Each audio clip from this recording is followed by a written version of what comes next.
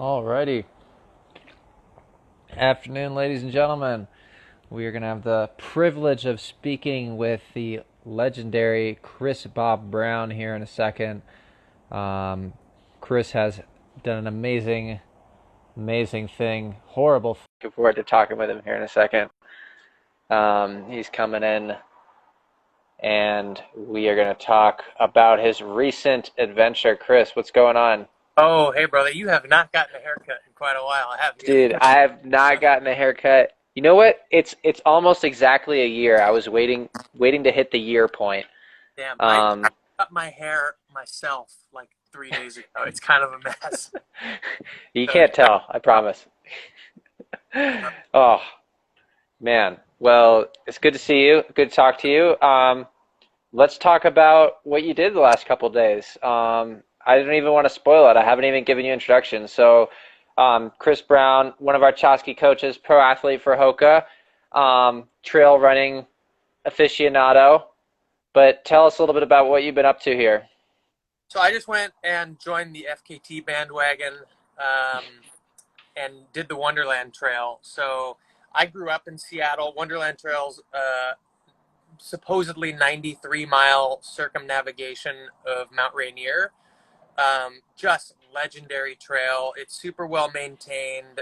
It hits a bunch of different ecosystems. It's constantly climbing up and down. So you go from old growth forest up to high alpine meadows to like total alpine, scree type stuff, and then back down and you do it all over again a bunch of times.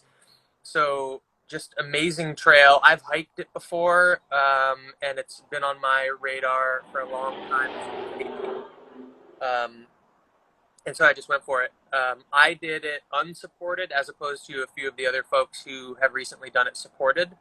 Um, and the main reason for that was because I wanted to avoid the temptation of going super hard. I Yeah. thought that 2020 with no races was a good opportunity to avoid killing myself like you often do in 100 miles. So I wanted to keep it mellow and set myself up to be able to recover well and keep training. So that was primary in my objectives here. Wow. Okay. So keeping it mellow. So for you, that's still setting the unsupported FKT and running 93 miles and what was it, 20 hours and 45 minutes or something? Yeah, 2040 or so. Um, Wow. yeah, the the supported FKT is a lot um, more stout than the unsupported. So more Uh, people have that, which makes sense. Like the fastest way you can do it would be the way that attracts most people. So right. uh, yeah, unsupported wasn't terribly stout. Not to discredit the guy who had it, but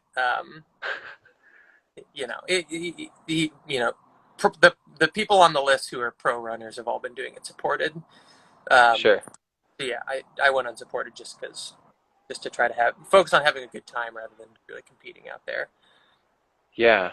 And so for those who might not know, can you explain a little bit the difference between supported and unsupported and like what that meant for you in terms of logistics, like carrying water, food, stuff like that? Sure. Yeah. So supported means you can take any aid. It's one of the things that makes it different from a race is you can actually have people mule for you. So if you're supported, theoretically, you could have someone running alongside you the whole time, carrying all of your water, carrying all of your food, handing you things as you want them. You just have to complete Hmm. the thing with your own power. It's just the only thing it stops short of is being tethered to somebody. Which I believe there are records for that. There's not many of them, but and I don't know if there are any on the Wonderland, but it is a thing. People run tethered. Huh. Um, Unsupported means you can only use natural sources of things or things that are always there. So, for example, like you can throw your trash away if there's a garbage can there. You can't I like see. pass trash off to someone else. You can take water from street, but you can't plant a bottle in advance. So basically, natural parts of the infrastructure you can use, but you can't store anything. You can't take anything um, from another person. So Gotcha. difference, yeah. But the cool thing Cool. about Wonderland, as far as, not necessarily for speed, but just in terms of the logistics of it, amazing route to do unsupported, because there is so much water. Like, you Mm. very rarely have to go more than about 2 miles without water. Um, Oh, wow. so your pack can be pretty light, and realistically, the unsupported and supported records should not be that far apart. Uh, Huh. so yeah, it just makes it so pleasant, like not having to worry about the logistics and having a big crew and just knowing that there's going to be water everywhere. It was pretty pleasant.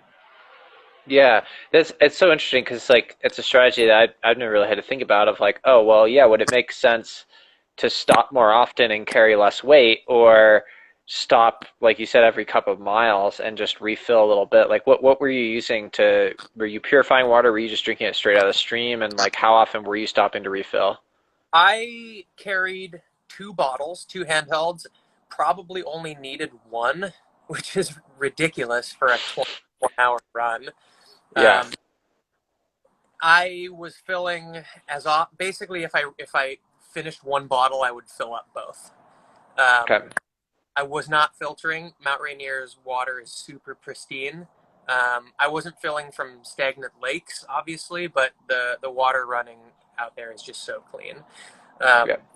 I'll check in 2 weeks and see if I have Giardia. Uh, but I talked to Dylan and Tyler after they set the supported FKTs, and neither of them are. You just don't have to do it up there, man. Like, safety's safety, but Yeah. the water's good up there. That's awesome. That's so cool. Wow. So, okay, so you've got water is not an issue, but I still feel like 21 hours of movement, you got to carry a fair amount of calories with you. Is that in like a what do you call it? Like a drink powder form? Do you have a ton of gels? I know you're vehemently pro gel. Like, what were you doing out there for food? I kept it pretty simple. I also did a little bit of experimentation is not the right word, but I did some.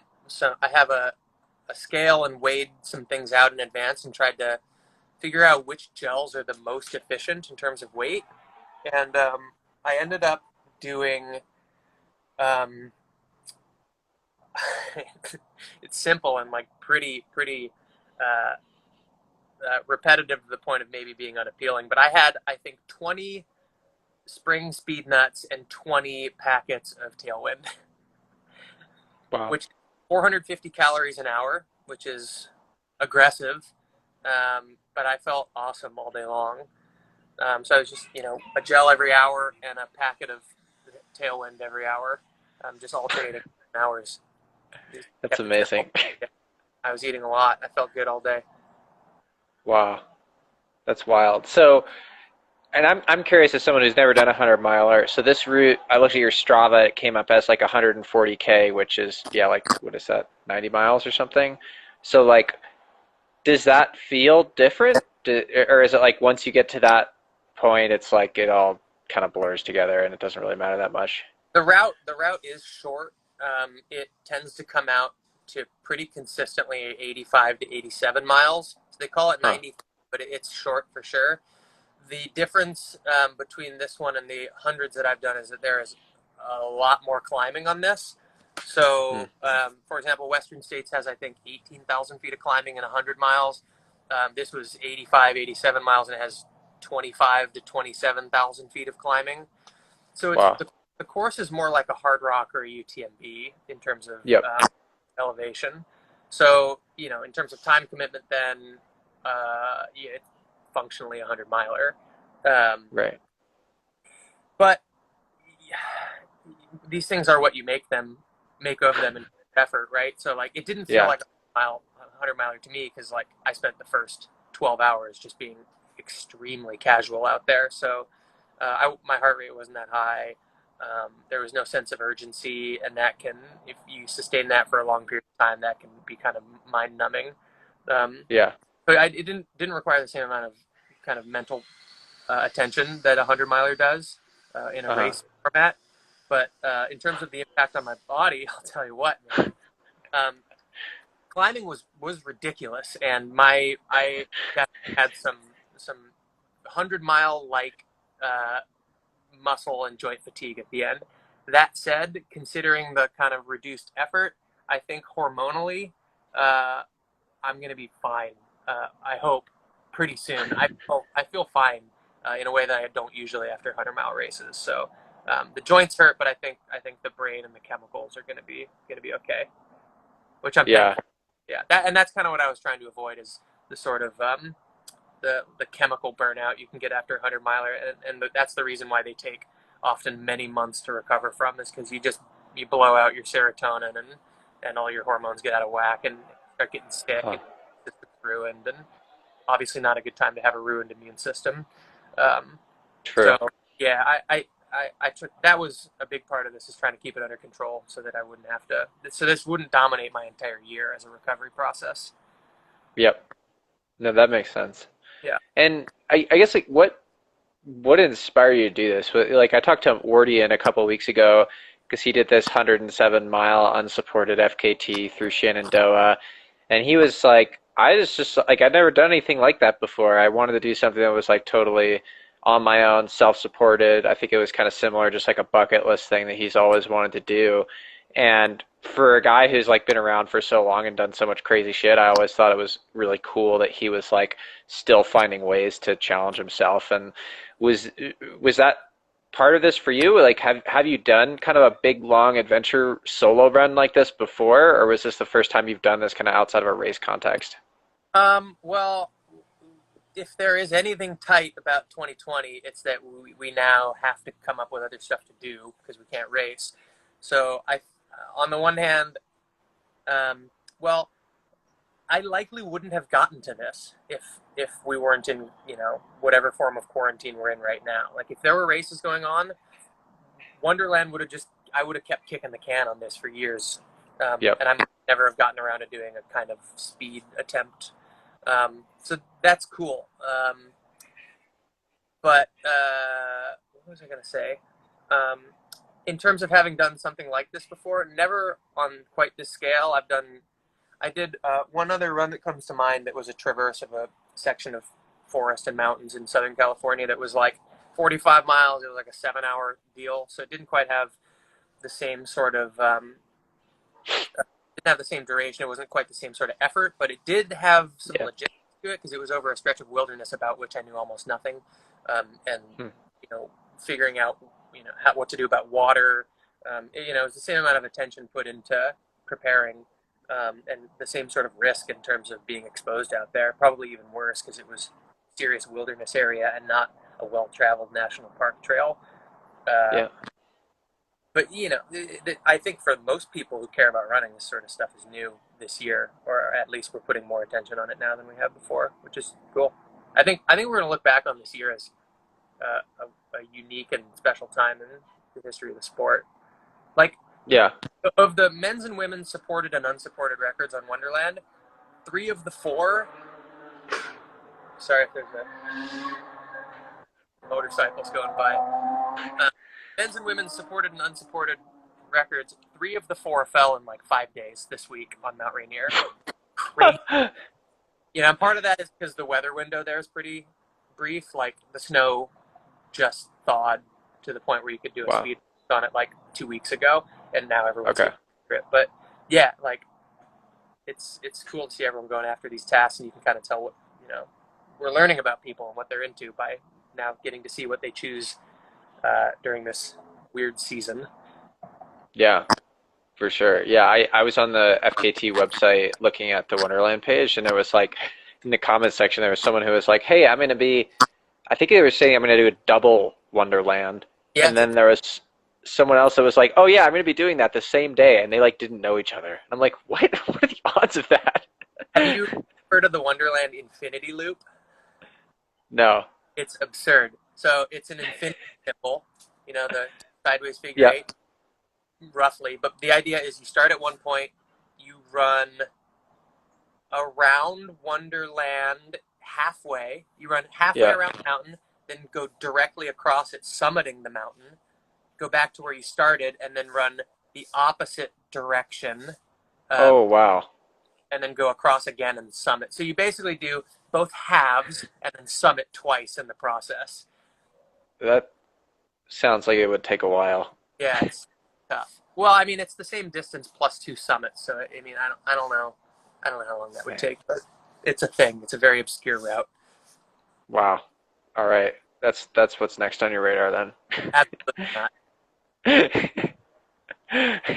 Cool. Well, no, I want to talk a little bit about just like the training for this race, like what went into it. I mean, you were in Santa Barbara. I know you're kind of on the move now, but you've done all kinds of crazy stuff in the last year. You know, you started out at Tarawera, back seems like a long time ago when we had actual races, and I assume you were building towards Western States. So was this kind of just like, hey, States got canceled, and I was training for an effort that was going to look something like this? Like what did it look like leading into this? Did you do anything kind of specific to this course and this distance? No, and in fact, I was training in a way that did not prepare me at all for this. I was kind of feeling, well, big picture, I was planning on doing CCC as part of the UTMB weekend Yep, this weekend. So it does, yep. I guess, replace something that would have been a lot like it. Um, but that said, UTMB got canceled a long time ago.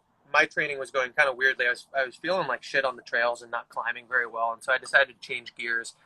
And I've spent the better part of the last 3, 4 months doing a lot of speed work. I've been training with a marathon runner and doing a lot of Huh, bike pack track stuff just to switch it up a little bit. I haven't done that sort of training in a while, and it's been nice. back into it. But yeah, I didn't train specifically for this at all. But that was, the nice thing about it is there wasn't any pressure. It wasn't a race. I wasn't going for speed really. Um, yeah, so I mean, yeah, there wasn't that much attention paid to it, but the point was to have fun and not necessarily be like totally dialed for it. Yep, Yeah, yep. Yeah, I remember you sent me a message a while ago about like some in and out mile workout that you did, and I was like, whoa, Chris is getting fast. What's going on here? that workout is deceptive. It sounds, I'm sure you have way more experience in that sort of thing than I do, but I was terrified going into that workout, thinking I might be able to do half of it, but Yeah, that particular like alternating 5K pace and marathon pace for miles, it ends up being a lot more doable than um, yeah, I nerd out on like track workout stuff, and that one is really I think kind of elegant in the way um, you can get a lot out of yourself in that style of workout. I'm a pretty big fan of it right now, so I'm nerding out on that style. yeah. Yeah, when we were in like big marathon build-ups, we would do a lot similar. Like we do like 1K on, 1K off, or like 2K on, 1K off with like I don't we would they're not 5K pace, so maybe more like half marathon pace. And then I feel like our those fartleks that we would do, they would often average about marathon pace. And so it'd be like, yeah, that if it was 1K, 1K, it might be 1K at half marathon, maybe up to like 10K pace, and then the recovery K was like a little bit slower, like maybe 50K race pace or something like that. Which is super hard to do alone. Like the idea, Mm. I'm a big fan of doing workouts where the rest is not really rest. Like you're Yep. recovering during it, but it's a progressive rest. Um, but that's hard to do alone. And Yeah. having someone there is a big part of that, or it makes it a lot easier to, you know, be accountable for that pace. Yep. Yeah. Yeah, for sure. Um, what's next for you? You're moving? We know that. Are you still near Rainier at this point? Like Yeah, what's kind of on the calendar? I'm still up in Seattle. I grew up here, so I'm staying at mom's house. Nice. I'll be down in Mendocino for a few months, just kind of killing some time. But yeah, I'm out of Santa Barbara.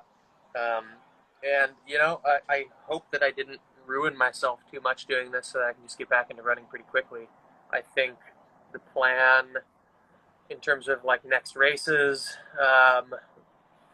not much. I'm talking to some guys about maybe going out and doing the Lost Coast, which is in Mendocino. I Um, don't know that one. What is it? Basically, like Highway 1 and 101 go along the coast for almost all of California, and I'm paraphrasing here, but there basically came one point in the coast where they just said, "Fuck that, we're going inland," because it was too brutal. So there's a section called the Lost Coast, and it is just rugged and gnarly. And there's a trail that crosses it. It's about 50 miles, and it's where the freeway goes inland. So you're just left with this remote, inaccessible chunk of land out there, and it's pretty wild. And I've been wanting to go after it for a while. So got some friends, Nice. I think Patty O'Leary, and I might go for it with Brian Gillis, and my girlfriend Katrina might go for the women's record. Sick. Yeah, more exploring. Cool, man. And then I know we can't talk about it, but probably switching gears for January 2021, we have a super secret event that no one's allowed to know about, but you and I and some others may be involved in it. I assume that's on your radar too. Yeah, but suffice it to say that I'm going to continue to do some flat speed work. Yeah, cool. Yeah. Yeah, that will give people enough of a tease there. No, I'm psyched. Are you? So you're going to be racing in that, right? Not pacing this time. It sounds like it. Ooh, you just gave it away, I think. I know. For all of our listeners, if you do your homework, you can definitely figure out what we're talking about. Don't show this to Mike McManus, please. I'm gonna race though, which I'm so stoked for. That's awesome. Yeah. Yeah. Cool, man. How about you? What do you got next few months? You still thinking about a particular FKT that we talked about? I've been thinking about Zion Traverse for a while, because it's nearby and I think it's relatively in my wheelhouse. So that's on my radar. We'll see. I've had a slow summer in terms of just coming back after like the treadmill 50K, and I just took a bunch of time off and been building up slow and dealing with some stuff. So yeah, we'll see. How was recovery after that 50K treadmill? Because what a gnarly body. Like, yeah, it was pretty brutal. I mean, I went into it a little bit banged up. I had an Achilles thing that was like already not great, and yeah, so that, yeah, I needed whatever. I had no room for like pushing that back, obviously, but like it wasn't the best thing for my long-term prognosis to be racing that hard on a kind of minor injury. So yeah, it's not always about recovering well. It's sometimes about like you got a world record, you know? Yeah, no, it was worthwhile at the time, and now it's just like, yeah, I had to be really patient this summer, and like I think I came out to Flagstaff right after that and was like, I'd never been here before, so I was like super psyched to be here, and was just like got really overeager and wasn't patient enough, and like I was like, not running very much, but then I would go out and do like a 30-mile long run on the weekend just because I was like having fun and exploring and stuff. And yeah, I had to kind of shut it down again and like rebuild up because I was like, I just am not letting myself get healthy. Well, Tyler, one of the things that I think you'll come to appreciate as you get more and more into this ultra running thing, which you are, is that we do the same sort of training to build ourselves up, but then racing is breaking yourself down. You don't get like, well, it's similar in a marathon, but like the point of the training is to make yourself more resilient so that you don't destroy yourself as badly in a race. But every race you destroy yourself, and then you have to start from scratch and build back up. So the point is, mission accomplished in that 50K. You got ready, you killed yourself, and like a phoenix, you will now rise from the ashes. Yeah, that's the plan. You become a new athlete. You start the sport anew every time in ultra running. Yeah, it's a good way to think of it. Unless you're Mike Wardy, and then you just do it every week. It's just a much faster process. Yeah, that's an odd duck there. Cool, man. Anything else you want to say? Anything else you want to touch on the run itself? Nah, man, it was just an awesome time out there, and that was the point.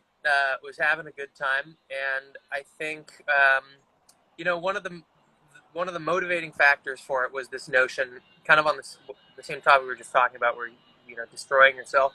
I was thinking about the fact that like we put all this time into training hard so that we can go out and race hard. So we develop the skill to do this cool thing, and then the way we appreciate it is by going out and testing how good we are at it. It's very rare that we go out and just try to enjoy the skill that we develop. Like we get good at running, but we never go out and use that running to have fun. We use it to go hard. So I thought it'd be cool to build up some fitness and then go out and use it just to have fun, like just to go out and say, I can do this with my body. I can run 85 miles, and not have to kill myself doing it, not have to try to set a record, but just use that skill recreationally. So again, 2020 is a unique year that we now can kind of lay off of the pressure a little bit, and that was my goal with this. That's awesome. Well, very well said. I wonder if Pau Capel wishes he had approached UTMB like that. So, the course keeps changing and it's a young race, so there's not like the course record doesn't mean that much there. But was that technically a course record? Oh no, he was way off. He wanted to break 20 hours and he ran like 21:40. Yeah, and but he ran like 20, but 20 would have been way under. Like what's the No, he ran like 2015 last year to win. I don't know if it was a different course, but I think that's what inspired it because he was quite close. Okay. Huh. Yeah, I don't know. It feels like every year's modified there, and so not every year, but it's been modified several times. I don't know. Believe it or not, I don't know that much about UTMB. I'm waiting till I get over there. Yeah. Next summer, 2021 maybe. We'll see. Yeah. You there? You're gonna do Tour de Chance or what? What are you doing? Yeah, that's my plan. Cool. Just go right from the treadmill 50K to the mountaineering 200. Is that what it is? 300.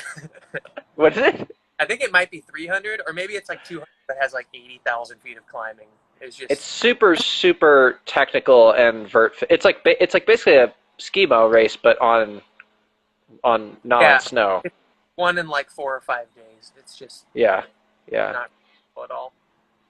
Mom, why did you join? I'm right here. I'm walking 30 feet away.